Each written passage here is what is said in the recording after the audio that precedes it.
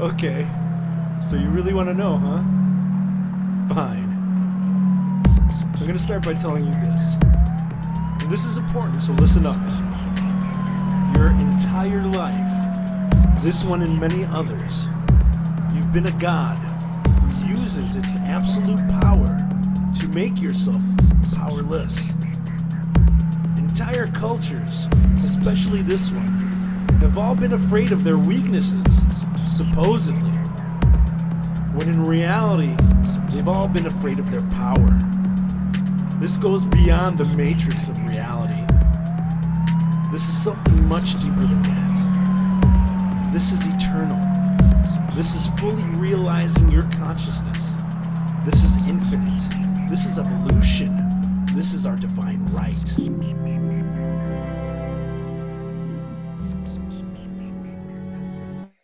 All right, everybody, welcome to the show. This is my mom's favorite show. She loves it. She misses 0 episodes. What's that, Ma? No, I'm live streaming on the internet, Ma. Super excited to be here today. It's a beautiful, beautiful day. Everybody, I have a super special treat for you. A good friend of mine is able to hang. So we're going to talk a little bit about health. We're going to talk about wellness. We're going to talk about love and all the good things and just kind of hang out this Friday afternoon. Before we get started, I want to just do a couple plugs here, because it's important. We want to keep people's voices heard on the internet. My friends at Content Safe are great about that. They distribute your content for you, and they make it really, really easy. They work with me, and I'm happy enough to talk about them every single episode. And they don't even pay me to do this, if you can believe that. Wow, crazy, right? Contact at the Cabin, amazing. Really, really excited. Magic on the Mountain, that's next February. Definitely check that out with the Grind America guys. I'm super duper stoked about it. Also want to mention real quick that, sometimes you need to get coached. I'm getting coached myself right now, and I love it. If you've been looking for some help, if you're working on a business or looking to expand your Rolodex, your portfolio, give me a call. Or if you just kind of want to say, hey, if you've been watching some of my content before and you want to connect, I would love to just say hello. Trust me, I'm not going to try to sell you on the first call. Let's see here. Let's get to it. I'm so excited. My good friend, Indi Rajpal, is joining us today. He is a strength and empowerment coach. He has an amazing story, and he's really just one of the most incredible human beings I've personally ever met. So I guess that's kind of a big introduction. Sorry, Indi, but but we're gonna chill and chat this afternoon, but check him out, coachedbyindy.com. I've got his links down below. He does a lot of work with your body and your mind, and there's a really amazing testimonial actually on the Discord server right now. So without further ado, I'll stop rambling and we'll get to it. We'll take some questions and answers too about health if you guys would like. But welcome to the show, my good friend. Happy Friday. How you doing? I'm good, mate. How you doing? I'm doing awesome. I got up at 5:30 this morning and did some calisthenics and had some fun with some friends of mine. It's really good to have a little bit of movement early in the day. I've been doing a little bit better with that, and it's definitely helped my mental state. So I know you work out because you be posting it on the internet. So. Yeah, probably. I should be doing a lot more, but as you know, I like to keep to myself really. And I'm not one for social media. Yeah. No, I completely understand. I think a lot of us share that sentiment. I'm an introvert myself, and I feel like we kind of have to come out of our shell a little bit. It's been something that's been difficult for me, but over time it's gotten easier and easier. So I do appreciate you opening up and being willing, because I know how much you care about people and helping folks. So I just kind of want to showcase that and then chat a little bit about you and how you got to where you are now. If you want to maybe just give us a general overview of what you do, and then we can kind of talk about how you got there. Where do I start with these then? So I guess I've been a personal trainer, strength coach for the last 12 years. I kind of got into the fitness industry when I was younger, purely because growing up, I was your typical fat kid. Fat's probably an understatement. I was probably bigger than fat. I'd say clinically obese. But I always I had my fair share of limiting beliefs growing up. Zero self-confidence, zero self-worth. Especially growing up as a Asian first generation Sikh in the UK. So my parents came here from India in the 70s. I had to live up to the expectations, and I never it was trying to create a marriage between the British culture and as well as the Indian culture. So I always felt left out and never felt accepted. So during my teens, I kind of went through a really bad patch of let's say depression, and I had suicidal tendencies. And yeah, when I was 14, yeah, I tried something stupid, but then one thing that kept me going during that period was training. So when I was 6 or 7, I started doing karate, and it was actually my sensei who introduced me into lifting weights and the bodybuilding sort of world.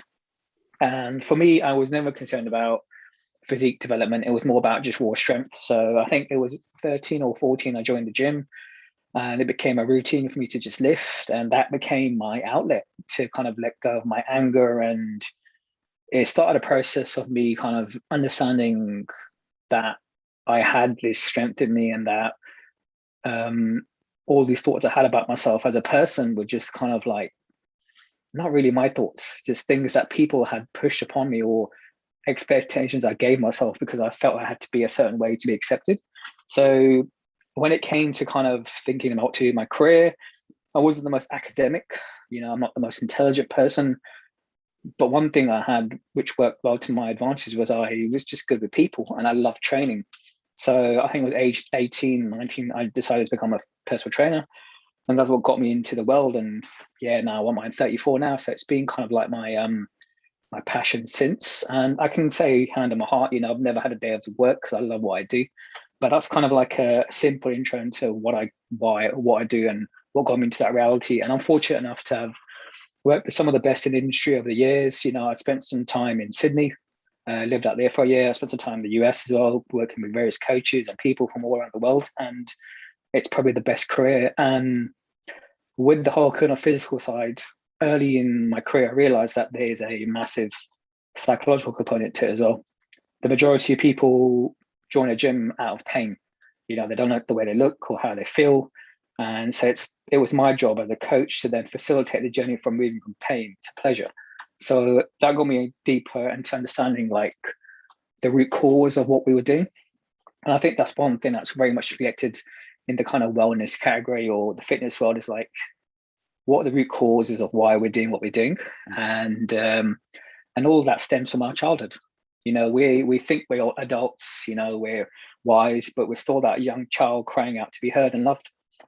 So it was quite early in my career as a trainer that I delved quite deep into the metaphysical, practical psychology, all that kind of stuff that's very popular now. Right. But back then when I was doing it, it was seen as a pseudo sort of thinking. And but yeah, so that's me in a nutshell. I guess. That's awesome. No, that's awesome. And your passion comes through, working with people, and your knowledge and expertise too, because you recommended me several, different books and just really amazing, just like specifically, trauma and releasing mental stuff. And we've done some clubhouse rooms and stuff too, just talking about really just, love and acceptance and self-worth and being the miracle. And that's kind of your mantra. So I'll let you elaborate on that. I think this is the thing though. I mean, I always believe that we always look to kind of external things to give us that validation. We always think like, once I meet that perfect woman or a man, I'll feel loved. Once I get this thing, I'll feel happy. Or once I have the money, I'll be wealthy.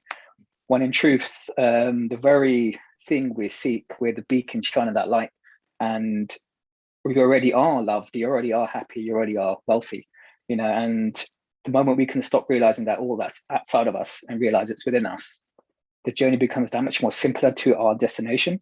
And I'm always big on like the journey, because it's one of those things I realized early in my career was like, I'd set a goal of, I don't know, wanting to earn X amount of money this year, or achieve some PR on my lift, or I don't know, build a part of my physique.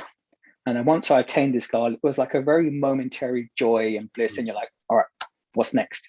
So I always had this mentality when I was a kid that I could have whatever I wanted if I wasn't attached to the outcome. So for me, it was like, if I didn't achieve this paycheck or get this thing or whatever it was, I would still be the same person I am, because that isn't the source of my joy or love.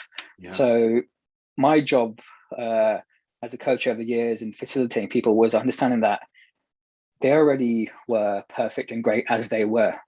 And all we were doing was just simply polishing the diamond, basically, like, and even me, I'm a product of that. I talk a lot about these things, but I still have my limiting beliefs. Sure. Dude, me too. Yeah, absolutely. I remember reading through all these little teachings and books over the years and thinking, I had to kind of get rid of this trauma, heal this, heal that. And it was almost gamifying the process. And I realized like these things are always going to be with us. It's just how we look at them and choose not to identify with them, and if I had the opportunity to go back in time, I wouldn't change anything, because every single one of those moments made me the person I am today. So for me, it's like reminding people that, look, everything that you are right now is perfect, and it's about accepting who you are and not looking without outside of you for that inspiration, realizing that the very miracle you're searching for is staring right back at you in the mirror, basically. And I believe each and every single one of us is a spark of the universe, an array of hope, and we forget this untapped potential we have in us to like do whatever we really want to do. I mean, I'm talking from someone who was so lacking in confidence. I would be afraid to phone up to order a pizza, or go to a shop and ask a cashier for help, or tell me 10 years ago to go and speak to a girl, I'll be trembling. Yeah. But all these things I would say to myself now, and I was like, what are you doing, dude? And it's just I was my worst enemy. And don't get me wrong, I still have those moments now, but at the same time I laugh it off because it's who I am. So yeah, for me, it's like the physical side of my coaching is a big element, but ultimately the emphasis is, yes, we'll get you to your destination in terms of your physique goals or whether it's your strength goals, but let's remind you of that gift that you have within you, the person you really are underneath that shell. And I always say, if you truly love yourself, that's accepting you who you are, because that is love. Because there's no such thing as being completely free of pain or anger or whatever negative emotion, because one can't exist without the other. It's just how we choose to interpret them and see them as a part of us, and not necessarily just kind of ignoring them and seeing them as a negative thing. So yeah. Man, that's so good. I'm having to wear fake glasses so I don't get choked up during this interview, because I'm getting choked up, but hopefully nobody can see it. Which, I mean, whatever. I should wear blue eye blockers as well, yeah. I mean, whatever, But yeah, so I couldn't agree more. That's I 1000% am on that very same page as far as human beings go, and I couldn't be more of a humanist, frankly, so that really just it really resonates, it rings throughout me, and I hope that it does for other people too, because I really do think it's easy to get caught up and swept up in any old thing and forget. If you're not in exactly where you want to be, you haven't attained that next goal yet, you're not a bad person. Like, it's okay to be where you're at. Sometimes we struggle with stuff, and I think that's a lesson. Like, I struggled with purpose, for instance, and that's kind of the direction where I've gone to teach, to try to help people establish, like a goal that's, that suits them. And the reason why is because I failed at it so many times. But I want to talk a little bit about, mental toughness and training the physical body a little bit. What would you say to somebody who, maybe even like myself, who hasn't been that diligent and is kind of getting going now? How would you begin that sort of process, or speak to someone who's going to attempt to undertake it? I think the first thing I always tell people is you're going to make mistakes, you're going to stumble, but we all got to start somewhere. And I know how it felt going to the gym for the first time and seeing all these big guys throwing around these weights, and it's very intimidating.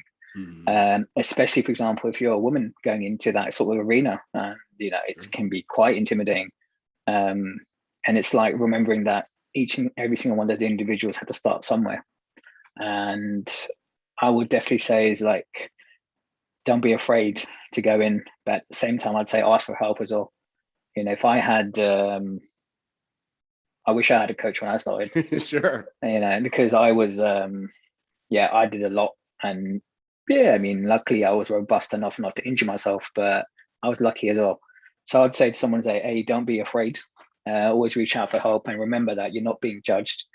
The right individual and the right coach or friend or person will not belittle you or make you feel insecure about you wanting to make a change. It takes courage to ask for help and to take that step forward to go to the gym or make changes in your lifestyle. The first thing I'll tell people is like not to worry so much about your exercise. I'm a big emphasis on less is more. So I'll tell people to start focusing on things that they can change in the short term. So first and foremost, that would be start looking at sleep, and then slowly start looking at small changes in your food. Exercise is down the line. If we're not doing what I call the fundamentals and the basics of managing your stress, your sleep, your food, you don't want to be going into gym because you're going to be training but not feeling yourself right. It's going to be a counterproductive thing. So I'd tell someone, hey, don't be afraid.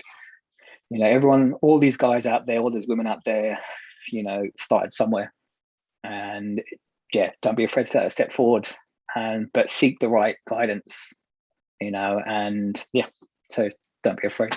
Yeah, no, that's great. And having some help there, that's it's like, hey, like this happened or, whatever. I love your approach. That's very holistic, because you're saying like, your sleep schedule, making small changes. This is all really practical stuff. And I'm sure that adds up in the long term. And that's maybe a better sort of approach. I feel like most of us will be like, oh no, I got to get shredded by tomorrow, and I got the spring break's coming, and then we're just like, I got to starve myself for 3 days.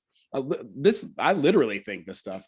It goes through my head. It's like, oh, I'm going to fast, and then I'll do it later. I won't work out today, or I won't. Well, it's a common thing in the fitness industry. How many fads have you seen over the years and kind of get fit quick schemes out there? And sure. And a lot of people can achieve remarkable results in a short period of time, but then the majority of the general population will go to that extreme, and then once they get those results, they're back at square one a few months later on. So it's by understanding that there is no one fit formula. What works for me may not work for you. So it's understanding you as an individual and how your approach is tailored to your needs, basically. I had no issues with training. My shortcoming was my nutrition. Growing up as a fat kid, and people may not get this in the US, but this is a British joke. But my family had a grocery store, and every Indian has a grocery shop in it. That's a kind of like little term here in the UK. But it's I grew up around like everything I could eat. All the chocolates, all the confectionery. So I was in heaven. I was literally the fat kid in the shop. And so for me, it was changing those habits. Training was straightforward. It was understanding that I needed to look out the mistakes I was making in my food. Now, I think one thing we'll touch on further on, but it's like, there was a period when I gained over 60 kilos of extra body fat. And my hardest challenge was dropping that 60 kilos, and it actually resulted in me physically leaving the country to be in a space, an environment that, kept me away from all those things that triggered my eating habits, and then, so it took me a good 9 months when I lived in Australia to ship all that weight off and come back to London, only to be told by my parents that I looked too skinny and I should have ate more. But that's the cultural stigmas of being an Indian. So it's understanding your kind of what needs to be done for you. and there's no one fit formula. I mean, the basic principle again, obviously, for whether it's weight loss is, a small calorie deficit, whether that's through training or food. Sorry, but yeah, there's a bigger picture to that, basically. Yeah, that's cool. So you're saying, and I just learned this word, which is awesome, that it's bespoke. And so bespoke. Yeah. I'm so proud of myself. The fancy term. Yeah, bespoke. I'm so proud of myself. I got to go back through and, change a bunch of vernaculars now that I'm learning these big words. No, but yeah, that makes a ton of sense. I couldn't see how it would be any other way. I mean, obviously, I think there are some things that we can generalize, like it's good to move your body, it's good to eat healthy food, clean food, stuff that doesn't have a lot of probably, processed, weird things in it if you can, right? But aside from that, so let's talk a little bit about diet, or like maybe a starting place that, let's say somebody's kind of getting going and they have like a regular diet. Maybe they're not vegan or vegetarian or something like that. I'm sure you do kind of design people's meal plans. But can you talk just a little bit about, what the main things, nutrient wise out of food, maybe, or, kind of a baseline that you might start with? I guess with most people, it's going to be, are you looking at what they were doing firstly? Most people that come on board with me are generally quite content for me to kind of give them ideas of what to eat according to their calorie requirements, let's say. But one thing I'll always advocate for most people is to introduce vegetables into their diet firstly, and healthy fats and sufficient amount of protein, because most people are, very much, not having enough healthy fats in the diet, getting enough veg or protein into the diets. So that's the first thing I sort of convey to people, because they don't realize that's the basic building blocks. Your protein is going to aid in your muscle growth, your fats play a crucial role in your overall hormones and so forth. And people don't look at that firstly. So it's like, don't worry so much about the protein shakes and all that stuff. Just start by introducing the right sort of macronutrients into your diet, basically. So most people who do come on board with me, I'll kind of give them a sample menu of like a structured worth of a week of what to eat, just as a rough guideline, so they get an idea of what to be doing. But yeah, so the first thing will be just to kind of intro into healthy fats, the right protein count, and then the source of veg and greens, because you'd be surprised how many people don't actually do that. I'm not actually, I live in the States. So do you mind talking a little bit about sleep and why that's so important too? Because that is such a very seemingly simple thing, I guess sleep, we can talk about this further, but in a nutshell, when we sort of wake up in the morning, we have something called cortisol. It's a hormone that sort of, it's linked to our fight or flight response. So it keeps us alert, keeps us going. So in the morning, it's our peak, our highest. So we're kind of up and about, ready to go. And it will start to taper down for the day. And that's a normal sort of schedule for a more normal person.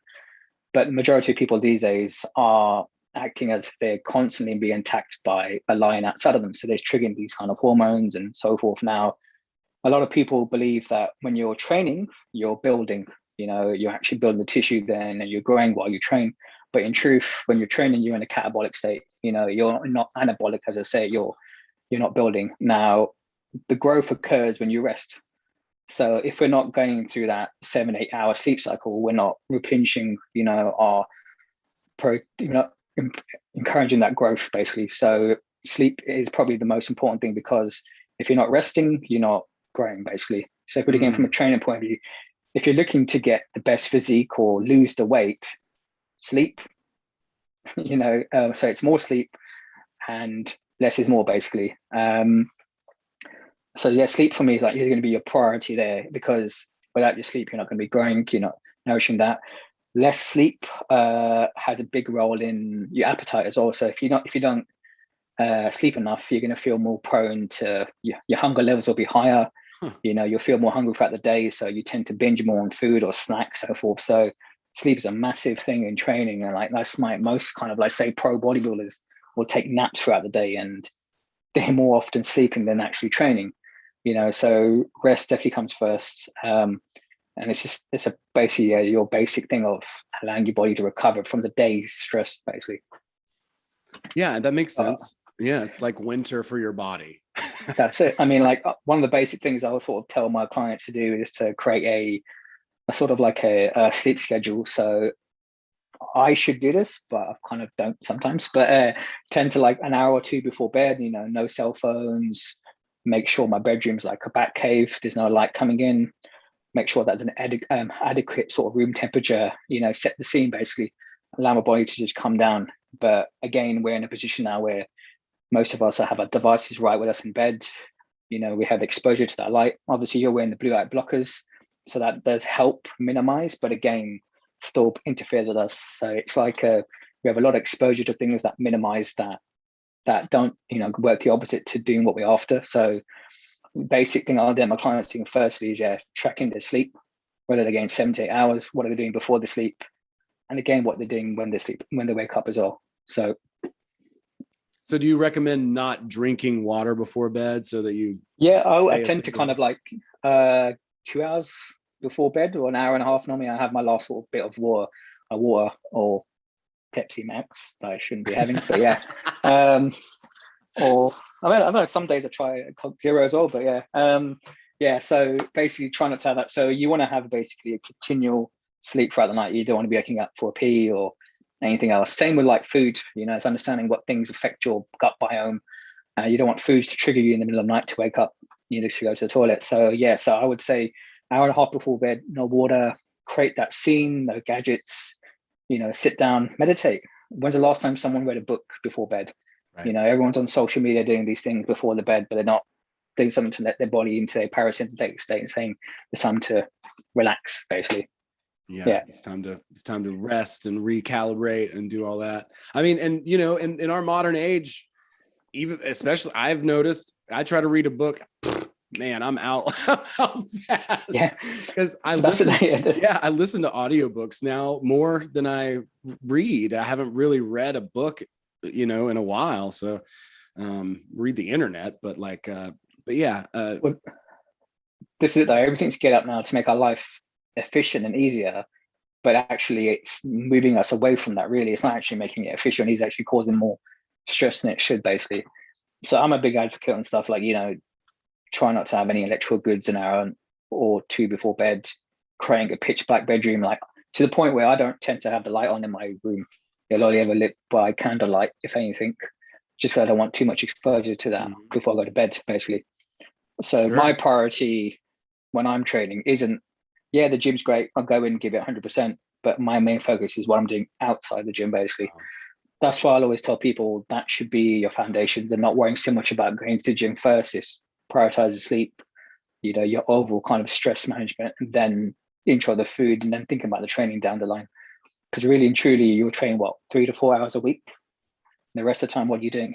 So that's what you want to focus on more, basically.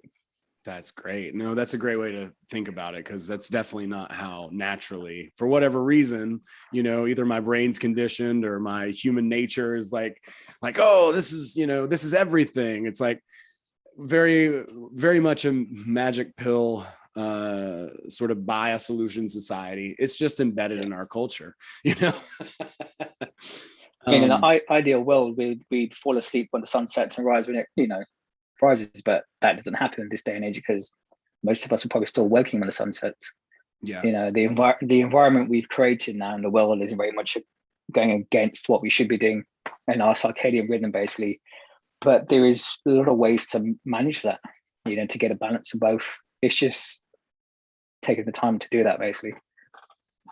Yeah, that's good. I want to say hello to a couple people who are in the chat. Hello, Performing Normality. I love that name. That's fantastic. Bravo. Take a bow, please.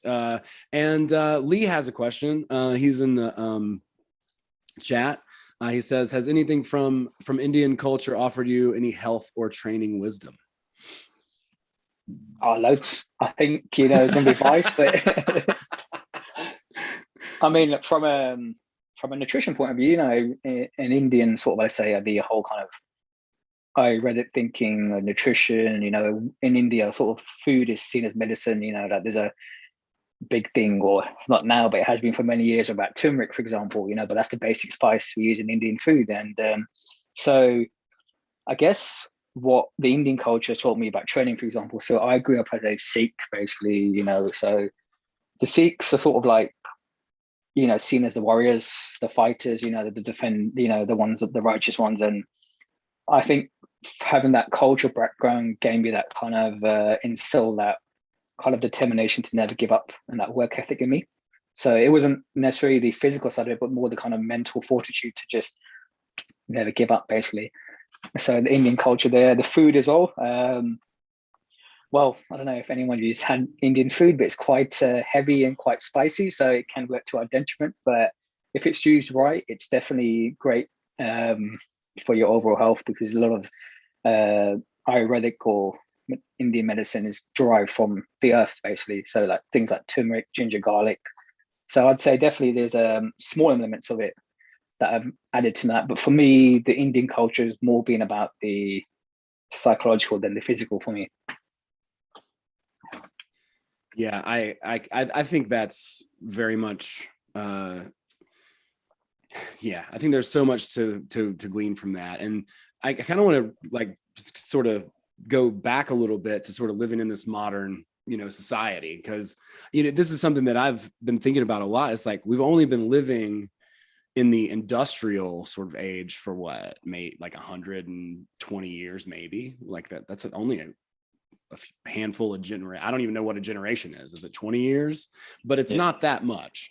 It's enough to kind of have really seen a large change in the way we think and the way that we, interact. But as far as like, those natural things, and being in touch and living, in a way that probably was a little bit more, I would say, grounded. I think we, the screens and the sedentary sort of lifestyle, that stuff is not, it's pretty new, I guess, is my point. And I think that's just an interesting thing to think about. It's like, how do these things, sort of come in and kind of take our attention? Is it like serotonin kind of pop that makes it almost addictive to be on, like the social media, for instance? Or well, I think that's social media in a nutshell there, that serotonin hit, isn't it? That momentary sort of like joy that you're going to get from the comments, the views, or whatever. Definitely takes us away back to the original message I said at the start of realizing that everything we seek is already in us, basically. So yeah, that's definitely one thing I'd say. Yeah, it is. It's like it's a stimulus outside to kind of cause this, like, when the sorority girl sees her bestie at the bar, in our brain, it's like, for just a second, but it's from out here. It's not really something that I think is maybe sustaining. Maybe we can talk about that. Yeah. And hello, Mama Susie. It's so good to see you. You're awesome. Thanks for popping through. Hello to everybody in the chat. You guys are amazing for hanging out. I really appreciate it. And if you have any questions, please do put them in the chat, especially if they can be, relatively sort of relevant. We'll try and keep on more or less a health conversation, which is, that's a big topic, I guess. There's a lot of things that are involved in that, but so that's an interesting thing to think about. Generating this this fulfillment, this happiness, joy. What would you even call it, from within? Maybe we can touch on that.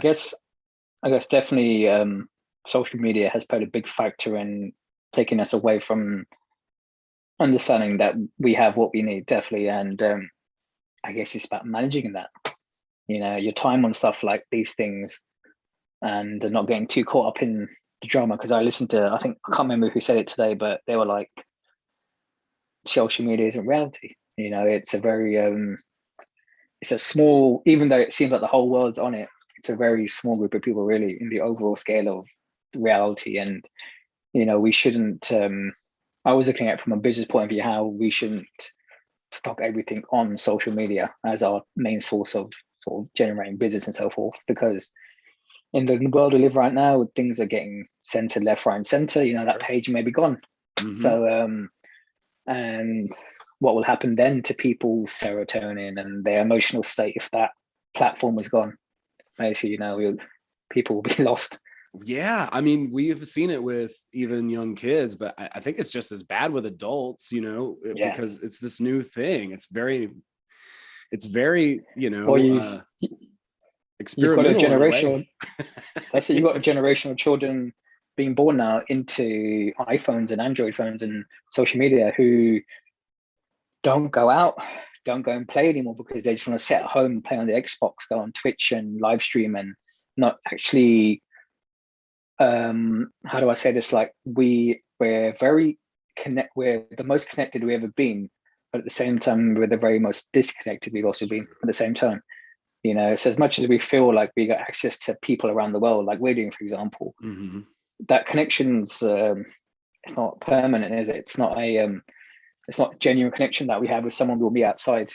Like I know growing up, you know, we didn't have cell phones.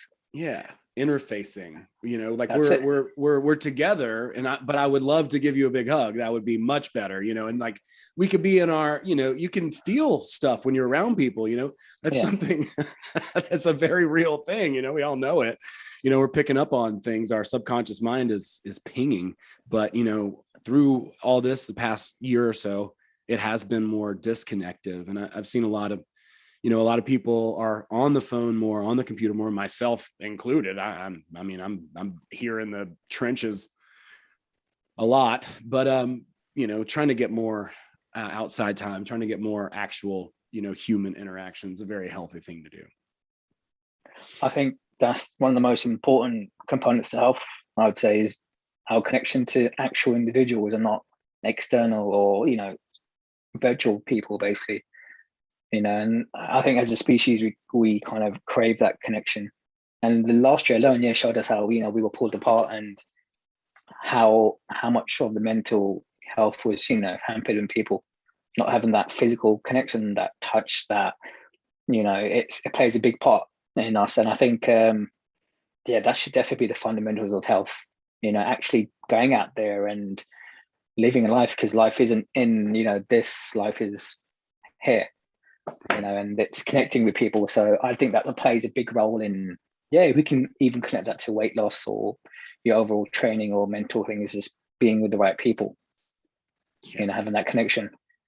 I mean, I've found in working, you know, I've had a lot of different jobs over the years, but my favorite ones, it really didn't even matter what the work was. It was just the ones where I had a good time with the people, where I really enjoyed them. Yeah, like a lot of restaurant jobs and stuff like that, where I would just meet, you know, amazing people, and we would cut up and laugh and enjoy the day. Because I mean, if you're shoveling poop or, you know, like planting a tree or, you know, whatever it is, usually, you know, there's an aspect of work that you kind of have to just get through, you know. Like there's resistance there. But I guess like one thing I love about my career is that I've had access to people in my life that I would never have speak to normally. You know, like why would I don't know, the vice chairman of some big bank talk to someone like me normally? You know, or why would X person, that person? But my coaching career has given me the ability to speak to a wide group of people and build connections with these people that I would not normally have, basically. And that physical connection, that kind of understanding wouldn't be necessarily attained via social media, basically. Right. Yeah. And that takes effort to reach out to do that as well. So no, let's see here. I get a little distracted from the live stream comments from time to time, but I've done a really good job of really, you know, being present for this conversation, and at the same time want to, you know, shout out to the people who are hanging out, because I do appreciate it. Yeah, absolutely. Yeah. So so if any, like I said, if anybody has any questions, feel free. Or if you want to pop on, I could shoot a Zoom link actually in there. It's a beautiful Friday afternoon. And India, you're in London, correct? Yeah, that's right. Yeah. And how long have you been there? I'm born and bred in London, so it's home for me. I love it. You know, it's fortunate enough to have traveled around the world, but London's just something different. Truly, it's one of those places that's like a melting pot of culture, people, and I love it. And I'm always happy to come home. Yeah. I have never been there, but I've been to Spain and seen little couple parts of Italy, Barcelona mostly, and and or Barcelona mostly in Spain, obviously. But but yeah, it's beautiful. I really want to get over there and check it out. Like the architecture is something that's particularly fascinating to me, and yeah, it's beautiful. I see a lot of your posts. You're hanging out at a park, you know. Yeah. I mean, I probably spend about 80% of my time by myself in my own company, but when I'm doing that, I like to sit in a park and just, there's a nice little park I go to called Holland Park in London. They have a really nice Japanese garden there, and I just tend to sit there and just watch life go by. And I always end up having a conversation with someone. You hear their story, and then I pass on mine, and kind of it's a shared experience. And yeah, I'm definitely like, yeah, I'll not say the lone sort of wolf, but I like to keep to myself most of the time. I just kind of sit back and observe life, basically. Yeah. I like that. I like that too. I've been that way a lot too. There's something about that just maybe it's a curiosity, just wanting to understand. But it's always fun to do the people watching thing, see how people act and interact. And for me, it's like I want to know people's stories because, like, I guess I have an interesting story if people want to hear. But when you meet someone, I always tell people, never judge a book by its cover, and you should learn how to read. And you never know what someone's going through, until you actually sit down and speak to them, and you're like, oh my God, and I can reflect on that in my story. And I tend to shock a lot of people when I tell them my story. But for me, it's like, oh, that was pretty straightforward, but you don't realize the impact it has on other people, basically. But yeah, that's one thing I love about traveling. Whenever I was fortunate to travel, you'd always end up meeting someone, you hear a story, and it's kind of like you leave with a bit of a gift, a part of them, would you? Honestly, that's what I love about, yeah, talking to people. no, it's great. Yeah, your story is particularly awesome, and it does say a lot as far as, because like somebody might be like, oh yeah, this guy, he's big and buff and beautiful, so what is he, but going through a lot of these challenges, and I've met a bunch of people who have told me stories that I was like, what the fuck happened to you? Like, oh my God, like where I was just aghast, but I've heard some of the most amazing sort of testimonies, for lack of a better way to say it, from those people and their experiences and how much they've changed. Because it's just amazing when you say, you are the miracle. It's really no joke. It happens a lot, and I think it's something that should be celebrated. So I mean, if you're comfortable telling a little bit about your story, I'd love it. Where do I start? So I guess I mentioned earlier about how when I was kind of like growing up, I had a lot of my limiting beliefs and insecurities about myself, and I had really bad thoughts about myself. I'd really, really put myself down, like I said, to the point where I wanted to take my life. And then when I was 21, I was faced with my mortality. So it was a normal day, like any other. I was crossing the same sort of road I'd cross every day of my life. But then the next minute I woke up in hospital, and I'm given 2 days to live. So I was basically hit by a bus, thrown about 30 feet. I had a fractured skull and a brain hemorrhage. And yeah, the neurosurgeon said to my father, he's got 2 days basically. And from what I remember in that moment, something within me said, we don't give up. So I didn't. And 3 days later on, that same neurosurgeon standing in front of my bed saying to my father, I have no idea why your son's still alive. So call it luck, or maybe it was a fact that I was quite a big guy then, because I was more into like my powerlifting and sort of lifting heavy. That kind of helped me. I may have bounced when I hit the floor, when I got hit by the bus, instead of like going flat. But either way, I walked out, and I spent the next 6 weeks at home waiting for the fracture to heal. But yeah, I beat that moment. I think it was then as well that I kind of, because I always had this kind of positive, happy attitude, it kind of helped me through that. But one thing I took away from that experience was like, I take full responsibility for that moment in the metaphysical sense that it had to be the bus driver then, it had to be me. And I believe that I had such negativity built up in me throughout my early years of this desire to want to leave the world that it manifested into this physical event. Now, some of you guys hearing this must think he's crazy, thinking he caused an accident. But for me, it was like a wake up call, realizing that my thoughts and actions were powerfully amplifying that. And what I was putting out there, I was getting back. So all these negative things manifested into this physical event. And then it was kind of, that's where I kind of really started to go deeper into understanding myself as a person and the things that are triggering me. And then, yeah, I went on to go deeper to understand myself. And I looked at a lot of my underlying trauma, I guess, and things that were stopping me, and I worked on that. And then, so that was when I was 20, when I got hit by an accident. When I was 26, I went through a bit of a bad patch. I was, again, going through a lot of negative thoughts. And when I grew up, I never really would call it meditation, but I'd always light a candle every night and have like a self-dialogue, ask myself how I was, how I felt that day. And if there was anything wrong, I'd kind of like allow myself to have the answers. But I remember that night, I was really upset and I was in a really bad space. And I believe that when you mix emotions with words, they have power. Super So that, yeah, that very night, all these negative emotions build up in me, all this pain, anger, these tears. And I said, you know what? I just wish I had cancer. Cool. Left it there, carried on my life. 1 year later on, I'm in the gym. I place my hand here and I feel a small pea-sized lump. I didn't think much of it. At the time, I was set to move to Singapore for a job. So I went to the doctors. I was like, can we get this checked out? I'm meant to be moving. And they, first thing they would do is obviously looking at my background. They'd try to rule it off as if it was TB. It's not that. And then they finally did a biopsy.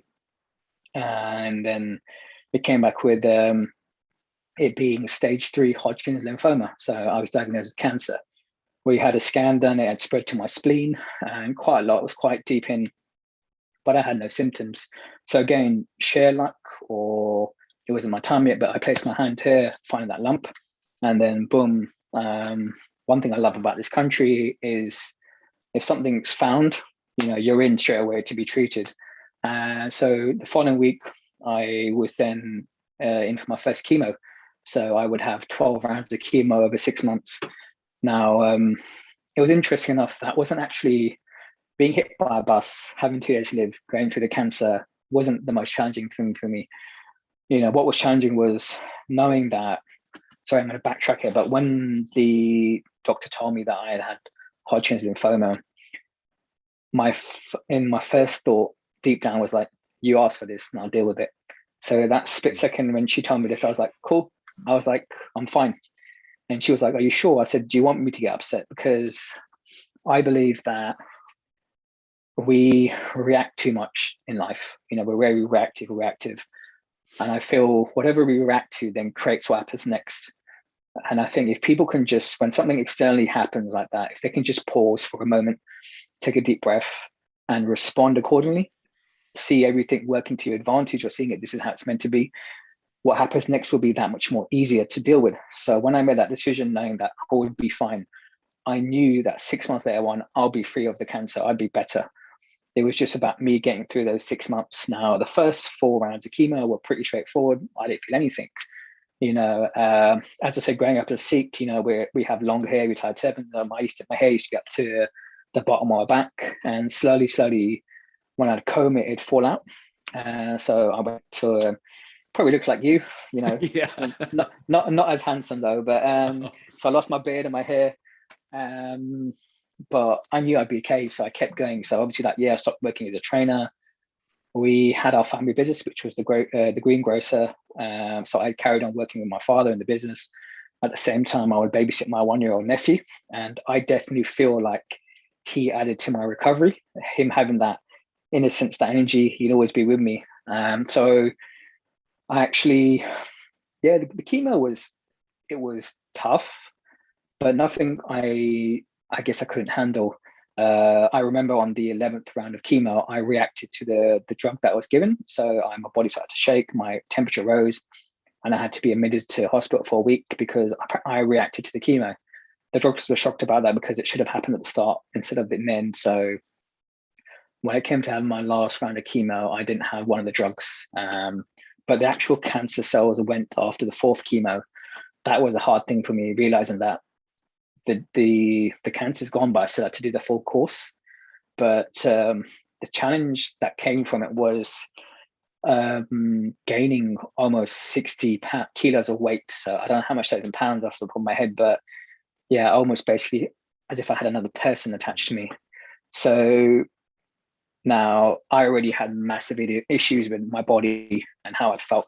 I never thought I was good enough in how I looked, and especially being a trainer, I was never into bodybuilding or looking the part. I was more about just lifting heavy.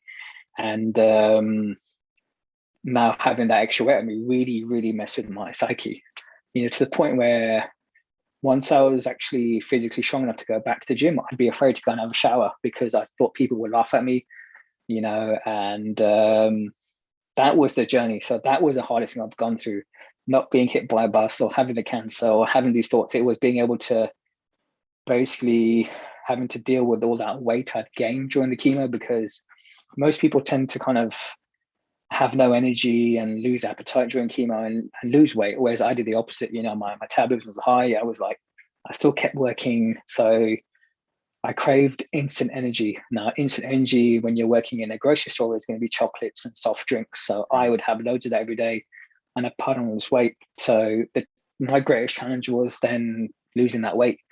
Now, that weight didn't take me like a year or two. It took me 4 years to get rid of that weight because I'd start, sabotage myself, and I got to this point where I'd almost forgotten my ability to do that, to have this strength to move forward. So being at home now, and most Indians understand how like your family dynamics are very much based around food. Your parents want to fill you up, make you look healthy. So there's always that coming in, like wanting to eat, having to kind of meet the expectations. Then at the same time, I don't want to feel left out going without friends and seeing people. And then obviously food plays a big part in that. So over this period, obviously I was working back again in a studio in London, in the gym there, and I would travel, so visited various places. But then one of my best friends moved to Sydney, and I visited him a few times. And the third time he was like, "Why don't you just move out here?" So I made the decision to leave the country.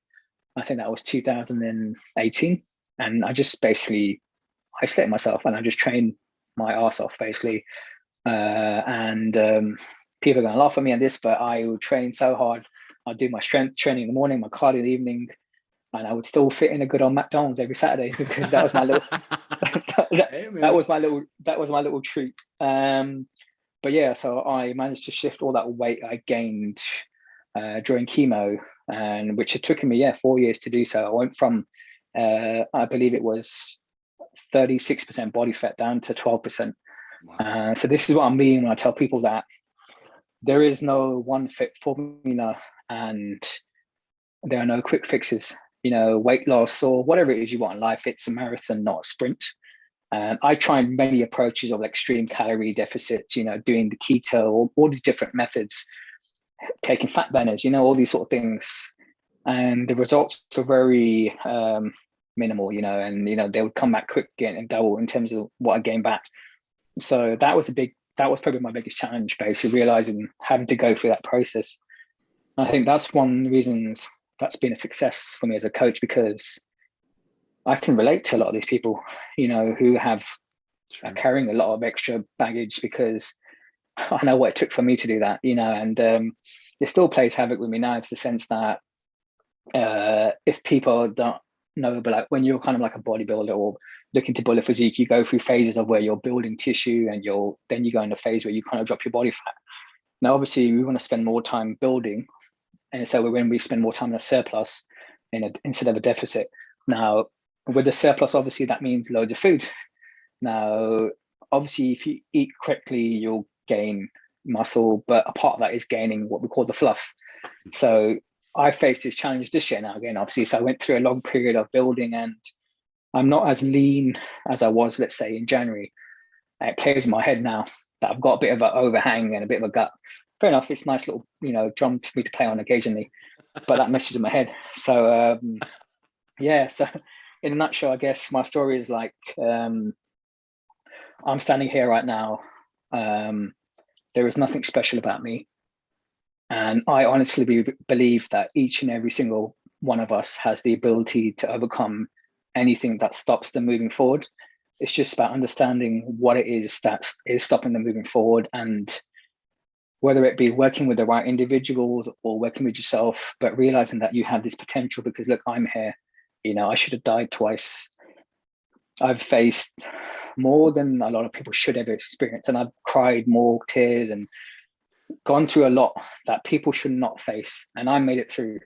And if I can do it, anyone can do anything. And like I said, I'm nothing special. I'm just a short, fat Indian kid from London, trying to make a small difference in the world. And people out there have this capacity to, I don't know, really change things, and make a difference. And I think, again, if I can do it, anyone can do it. So yeah, that's my story. I guess I'm a survivor in it, or that's it, or it wasn't my time yet. Who knows? Yeah, it's brilliant, man. It's beautiful. And, I feel the same way myself. It's like, I'm not anything special. I think everybody kind of can feel that way at least, but I got to right the ship and say, you are incredibly special. And we all are.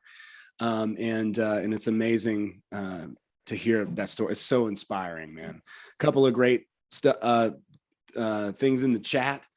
True strength is calm. And, that is how I see you, by the way, is like this, very calm, like, they say that the dog with the most bark has the least bite, and I think that's very true. I remember in school, it'd be that kid that was talking smack that always had the glass jaw. Well, it's often the ones with the loudest bark that probably need the most love, And if we look at platforms like social media now, it's a massive echo chamber of people looking for that kind of, accept me, this is who I am. And it's like, you don't need to do that, and I believe that the very acceptance we're searching for is our own, like, don't get me wrong. It's always nice when someone praises you and says, sure, you're this, you're that. But if we can have that sort of self-love and authenticity with ourselves and be like, look, I already am good enough, and I love myself and I accept myself who I am. That's, good or bad, up and down, whatever. It's then you don't constantly look outside of you to say, I need these stimuluses, I need these things. And don't get me wrong as well, I still get triggered sometimes when I don't get a comment or a like on my post. Fair enough, but that's part of the parcel. I don't let it dictate my life though. I'm not gonna die now just because that didn't happen. So it's all about coming from the very source we're seeking, basically. Yeah, man, that's so good. Yeah, lots of great words in the chat too. Lehman says, great obstacles build great people. And I see that you have a lot developed a lot of character. I remember when I was a kid and we were playing baseball and I was always on the team that was like the Bad News Bears team, basically. And it seemed like everybody always said the same thing. It's like, oh, losing builds character. It's like, man, it was the last thing I ever wanted to hear, but it did actually, being, picked on or bullied or facing challenges, growing up, those all made me stronger. And for me, for instance, to go up on stage and like talk to people or whatever, like after, by going through my childhood, that was a huge, set of obstacles to face. And it's funny, I think most people's fear is public speaking, and I am certainly I'm gonna agree with you there, because like I can certainly understand it. I'll touch on that and how, how, as I mentioned at the start of this one, like I was talking about these sort of things like trauma and metaphysical stuff in the early days of like Facebook and Instagram, and when it wasn't cool. And a lot of people close to me, friends, family, they would belittle me because, look, I'm not the most kind of like eloquent how I speak. I stutter, I have issues with grammar, writing. So I used to write a lot. I used to do a lot of journals. I used to write a lot of posts and blogs on, various topics. Grammatically, they weren't right. And a lot of my friends would laugh at me. Like, they'll be like, how can you portray this message when you can't even, because and a lot of them were like, you know, how are you even successful, this and that, and they, because I'm coming off topic here, but like they all these people's definition of success was based on external things, like, you know, the best career, car, wife, kids, all that stuff. I had none of that, but I was always happy, you know, and so that really knocked my confidence, you know. Like even my current Instagram page, it's a new one I started last year, because my old one, I just deleted everything because I just wanted a fresh start, because I've heard it over the years now that I should have written a book, or I should have done a podcast and all this stuff right now. And I don't nod my head and be like, no, it's fine. But I know deep down I'm wasting myself and I'm wasting my potential. And I give it like kind of like, I know I feel like if I can make one person smile and I've succeeded, you know. And I think, so there you go, people, you know, that's one of my limiting beliefs still, my ability to pass on my message. Like even this today, for example, I had like a little anxiety about this today, you know, even though Owen's my friend, you know, I shouldn't feel like that. I'm like, crap, you know, what if I don't speak properly? What if I stumble? What if my sentences don't go right? Are people going to laugh at me? But I'm like, dude, shut up, you know, just relax, you know, it'll be fine.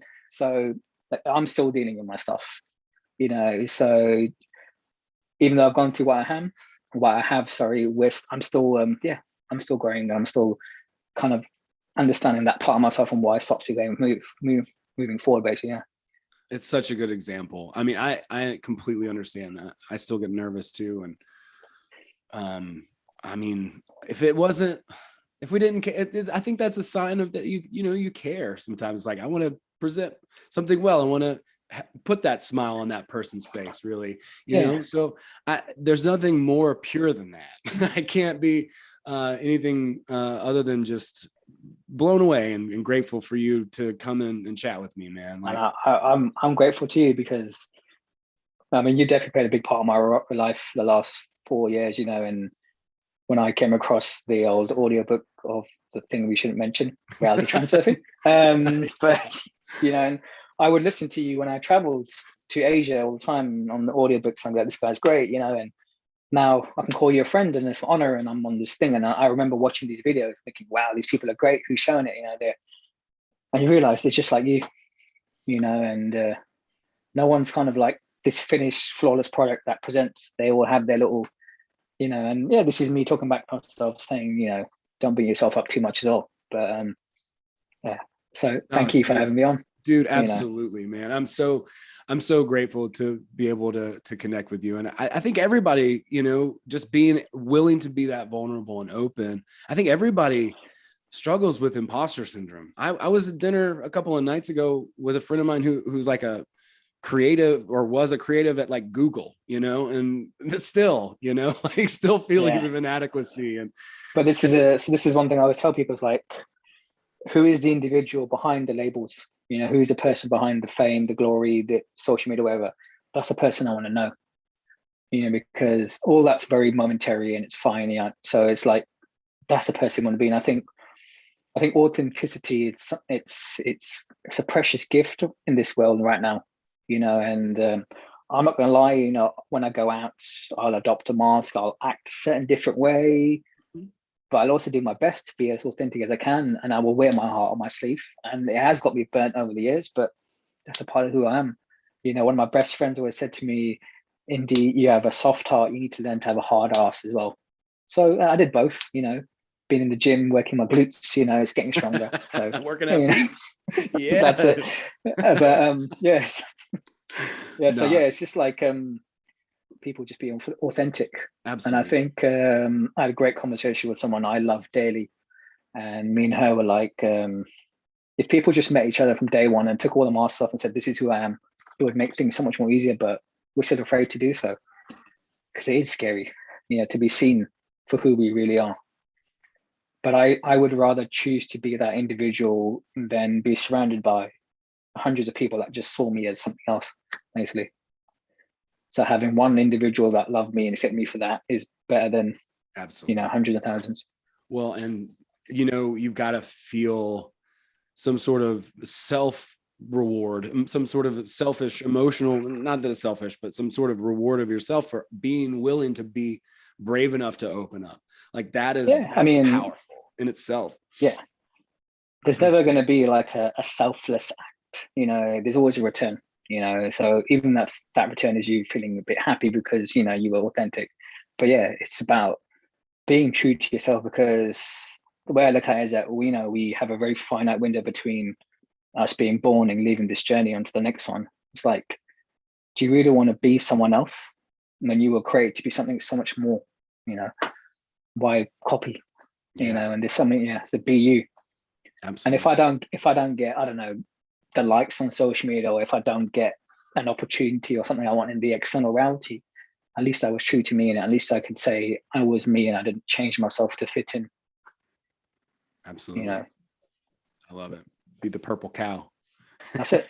Purple is my favorite color, by the way, guys. So someone said to me, apparently that's a crown chakra, and I'm like, crown chakra? I mean, I've let myself more to the heart, but yeah. I do too. I usually send green hearts, I like purple ones too, blue, it's interesting. Like the more I learn about all this stuff, the more like sort of silly we can be with the symbols and stuff like that. Oh man, I can't thank you enough. Thank you everybody for coming to hang out and participate in the live stream. Much love to everybody. Unity, sovereignty, all the good things, love is all there is. Indi can vouch for that one, I believe. And man, I'm just so grateful to have had this chat with you, man. And we should do something again. Just, holler at me, let me know. We'll be in touch, of course. And, much love everybody out there.